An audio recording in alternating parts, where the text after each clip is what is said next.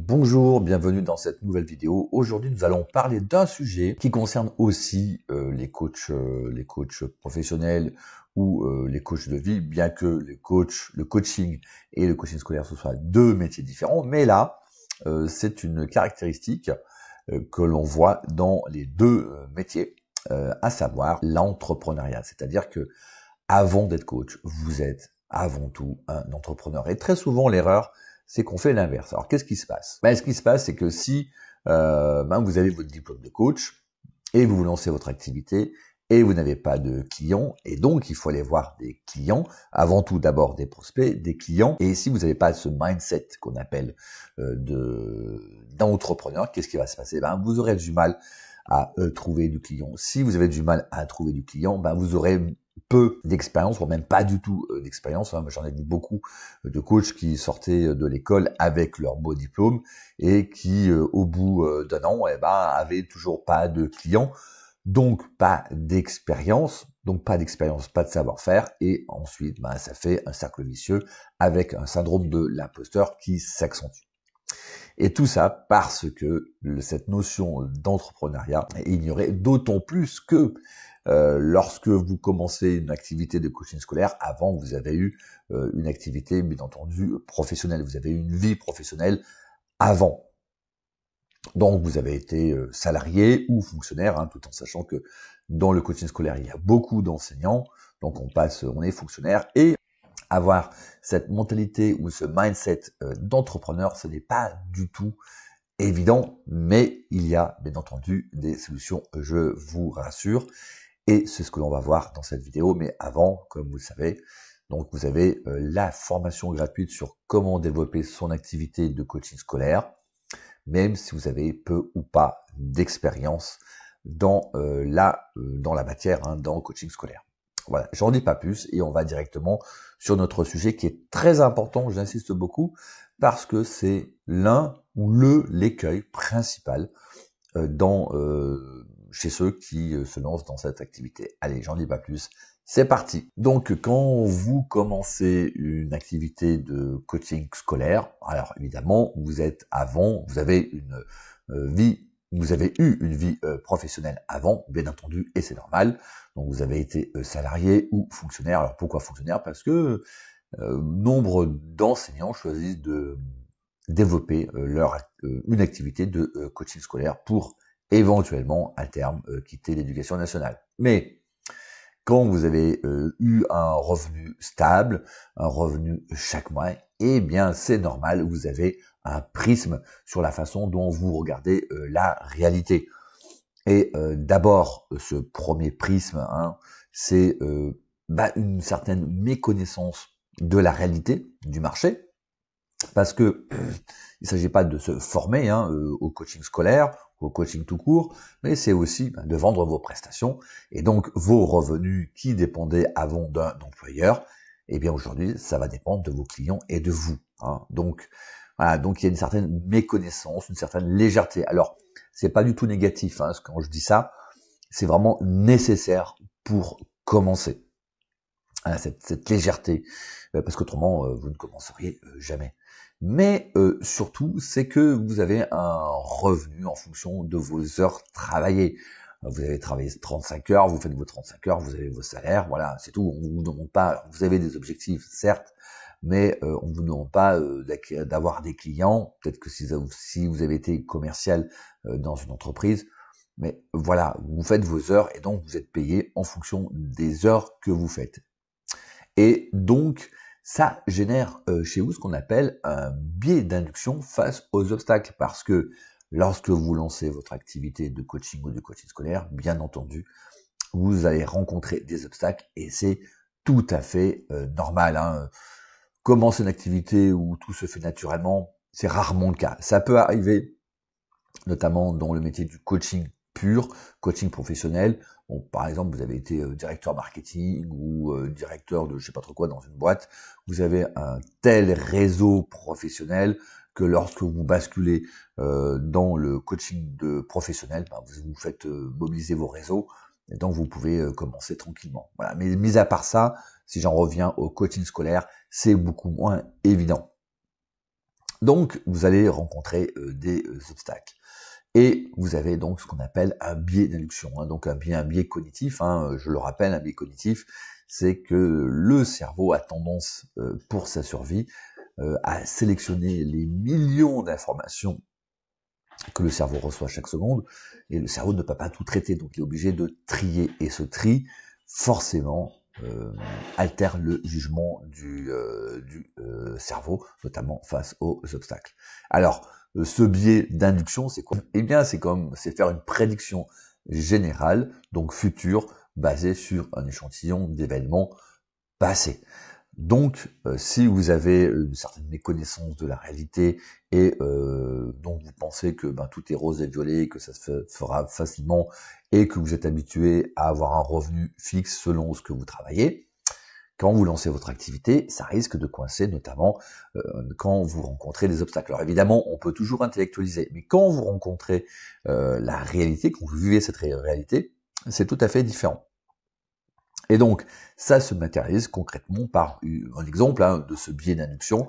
Vous passez 4 jours en Bretagne sous la pluie, vous en déduisez que il pleut toujours en Bretagne, ce qui est factuellement faux. Vous voyez, c'est une généralisation, ça peut être même un biais, ce qu'on appelle de fausse corrélation. C'est pas parce que vous avez passé 4 jours en Bretagne sous la pluie il pleut tout le temps en Bretagne. Mais le cerveau, malgré vous, c'est tout à fait inconscient, c'est un processus compulsif, va induire cette conclusion.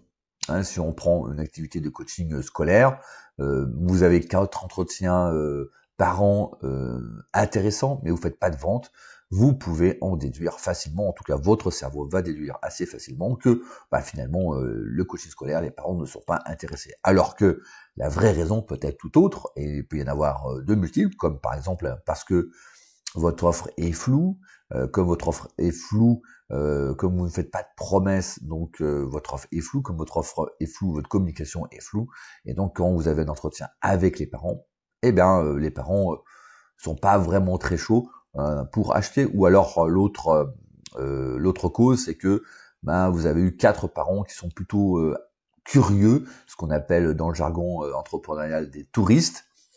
Et des touristes, on ne vend pas à des touristes parce que vous n'aviez pas les parents dans le bon persona.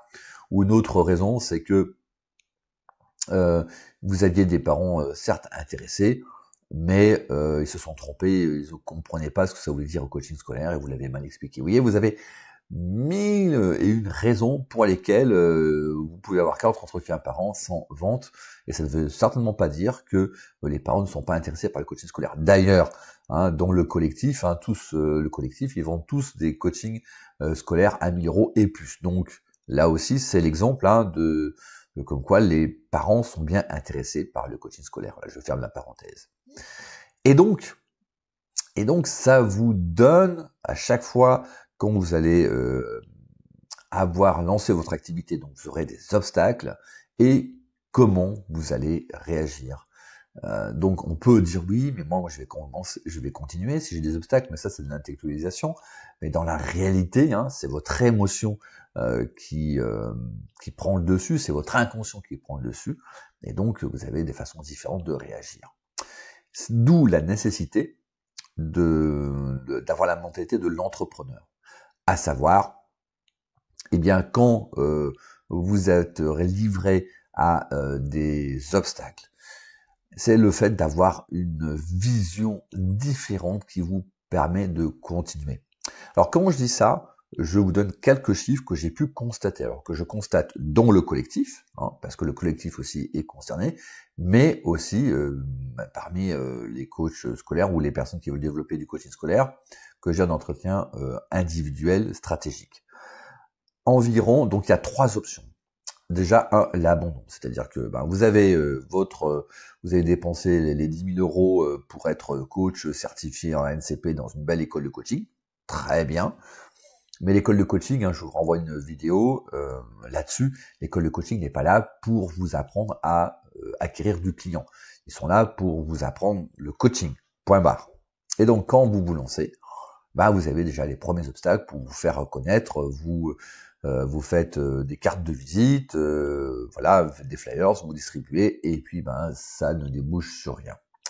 Donc vous commencez à rencontrer les premiers obstacles. Donc, 3 options. La première option, c'est l'abandon. C'est à peu près 45% des cas où la personne abandonne, voilà, bon, continue un petit peu, et puis, bon, c'est vrai, c'est trop dur pour moi. Tout ça, non pas parce qu'elle n'est pas capable, mais parce que, tout simplement, hein, son mindset est plus sur du côté salarié, où je reçois mon salaire régulièrement, où j'ai une certaine naïveté sur les réelles difficultés, et le premier obstacle, eh bien, mais ça vaut pas le coup, c'est trop dur, j'abandonne.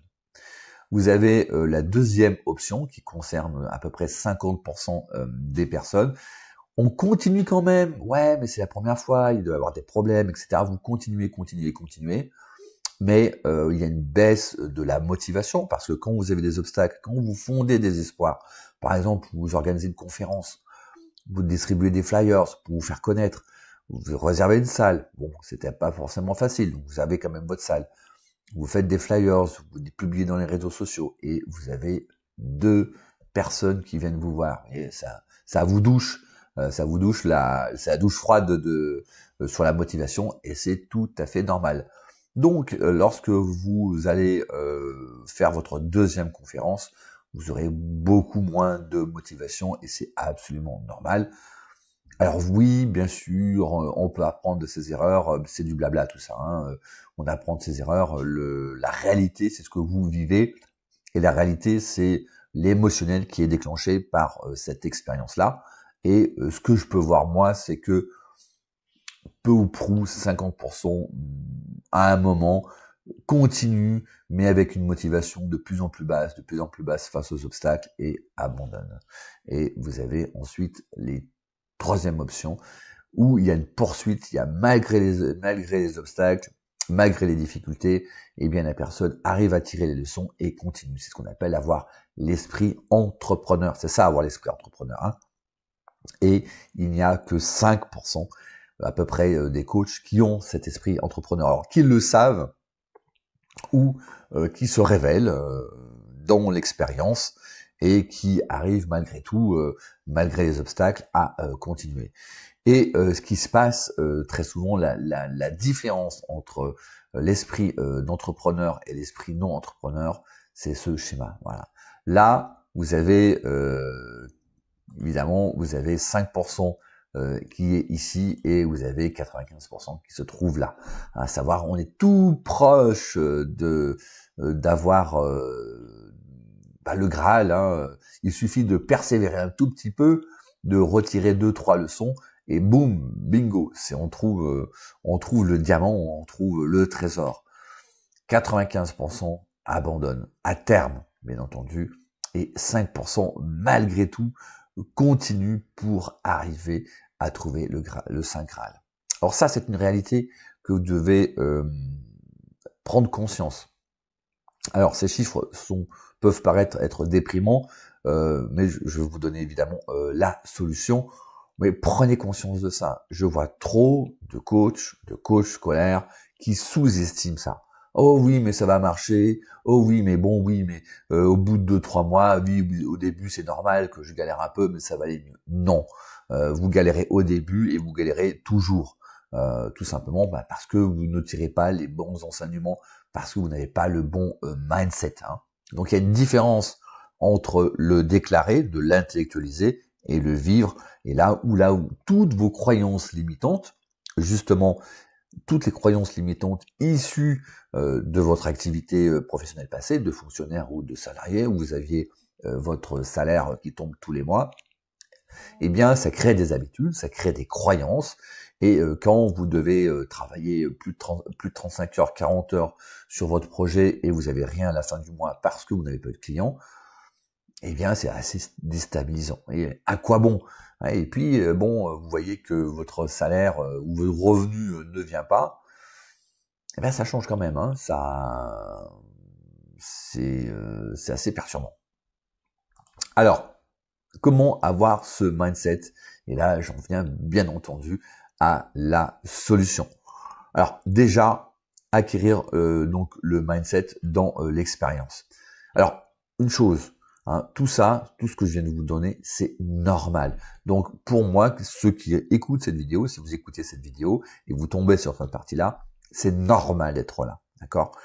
je dirais que même la fibre entrepreneuriale, les gènes d'entrepreneur, c'est pas normal, c'est pas quelque chose de normal, c'est quelque chose de très minoritaire. Hein. On se trouve ici. Donc, quand vous voyez ce schéma, ah mon Dieu, ah zut, alors j'ai passé mon diplôme, mais si je veux me lancer, je vais pas y arriver. Non, pas du tout. Mais il y a un danger.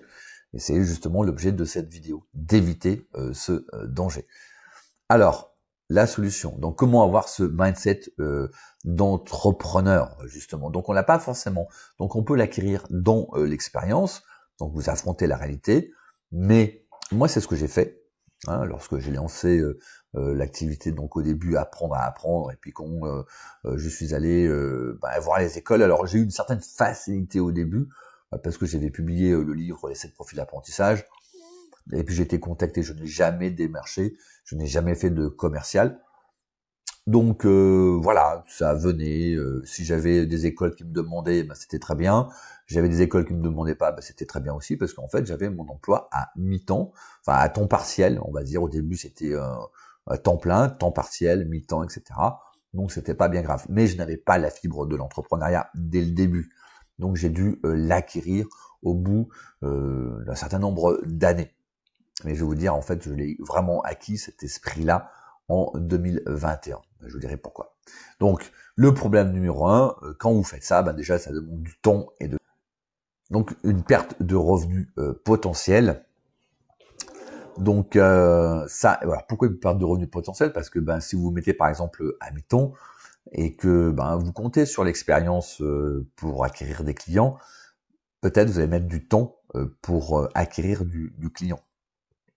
Et ce temps que vous mettez, c'est autant de revenus que vous n'avez pas. Et donc, vous avez une perte de revenus potentielle. Parce que lorsque vous êtes à mi-temps, vous êtes payé à mi-temps, bien entendu. Et votre autre mi-temps de coaching, si vous n'avez pas de vente, hein, vous n'avez pas de revenus. Le problème numéro 3, c'est le découragement et perte d'énergie inhérent au fait que vous avez une perte de revenus. Les revenus, c'est pas comme avant, hein, toujours le biais d'inertie. Et donc, tout simplement, vous avez pas forcément la motivation pour pouvoir continuer. Donc, vous avez un découragement, une perte d'énergie. Et là encore, je tiens à le souligner, c'est absolument normal. Donc, quelle est la solution? Donc, vous pouvez faire ça, bien entendu. Moi, c'est ce que j'ai fait. J'ai fait en partie ça. Hein, quand j'ai commencé, je me suis lancé en 2004. J'ai écrit le bouquin en 2000. Le bouquin est sorti en 2005. Et voilà quoi, j'ai appris sur le tas. Mais je le regrette parce que j'ai perdu énormément de temps et d'énergie. J'ai eu aussi pas mal de pertes de revenus potentiels parce que il fallait aussi avoir une certaine disponibilité. Alors j'avais des clients, mais ça aurait pu être mieux. Alors, la solution, avant tout, c'est de se faire accompagner. Et moi, personnellement, quand il y a eu la période du confinement en 2020, je me suis fait accompagner parce que j'estimais que je n'avais pas toutes les clés, parce que j'avais besoin d'être drivé, tout simplement. Donc, vous suivez un chemin et un savoir-faire face aux obstacles. Le coach, alors j'aime pas dire ça coach, mais la personne ou le programme dans lequel vous êtes vous donne un chemin et les solutions. Donc, vous évitez les gros obstacles. Enfin, vous savez réagir en face de ces obstacles. Vous savez que vous avez une solution, vous savez que vous êtes accompagné, donc vous réduisez les incertitudes. Vous avez un avantage.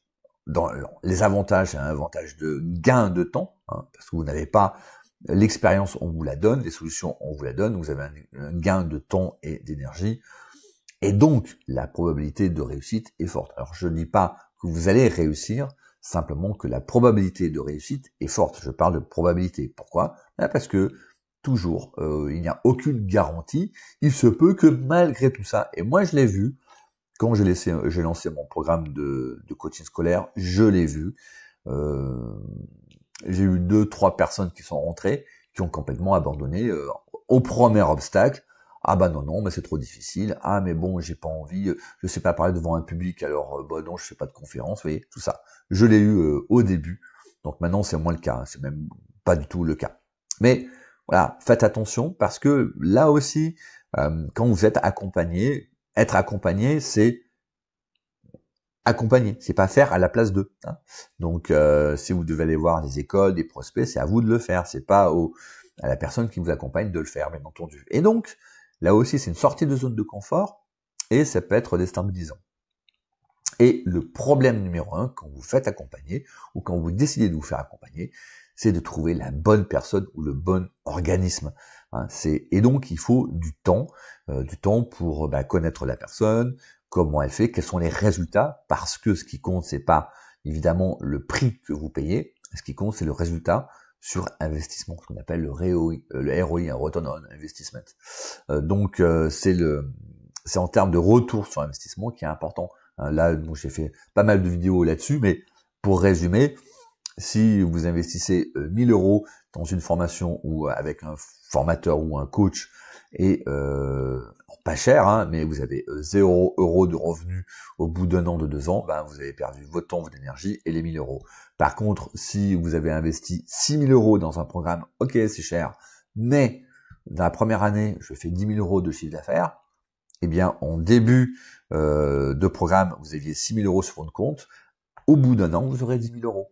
Vous aurez gagné factuellement 4 000 €, et en plus, vous aurez payé votre formation. Mais comme vous avez le savoir-faire, la deuxième année, eh bien, vous allez faire 20 000 €, vous allez doubler votre chiffre d'affaires, vous aurez gagné 20 000 €. La troisième année, vous allez encore doubler, vous allez faire 40 000 €. Et donc, au total, vous aurez gagné 70 000 € sur 300. Donc, vous avez investi 6 000 €, ça a généré 70 000 € de revenus. Vous voyez, c'est comme ça qu'il faut compter. Mais pour avoir ça, il suffit pas de parler de retour sur investissement, il faut aussi la bonne personne dans laquelle vous croyez. Donc ça prend du temps de voir son programme, ça prend du temps de savoir quels sont les résultats et de pas se faire avoir sur des beaux sites, sur du Calliope, du CPF, etc. Ça c'est très marketing, hein. Donc voilà, on vous éblouit un petit peu avec ça. Je parle aussi pour moi, bien entendu. Donc attention à ça. Donc là, j'ai fait une vidéo aussi sur comment bien choisir un organisme de formation quand vous voulez vous former. Donc je vous renvoie à la vidéo, elle est très importante celle-là, où vous pouvez sélectionner selon certains critères la personne qui fera l'affaire pour vous accompagner. Et l'idéal, quand vous décidez de vous lancer dans du coaching scolaire, de développer votre activité, c'est trouver un programme ou une personne qui vous forme sur le savoir-faire du coaching scolaire avec des résultats et en plus vous apprend à développer votre activité parce qu'il connaît le marché du coaching scolaire ou parce que l'organisme connaît parfaitement le marché du coaching scolaire. Je le rappelle, une école de coaching n'est pas là pour développer votre activité. Elle est là pour vous apprendre comment faire du coaching. Donc, c'est sûr que si vous avez votre école de coaching, vous avez fait votre école de coaching ou l'école de coaching scolaire, eh bien, il faudra choisir ensuite un accompagnement plutôt sur le marketing avec le danger de n'être qu'un marketeur après, parce que le marketing ne vous donne pas la connaissance du marché. Mais là aussi, j'ai fait une autre vidéo sur le sujet.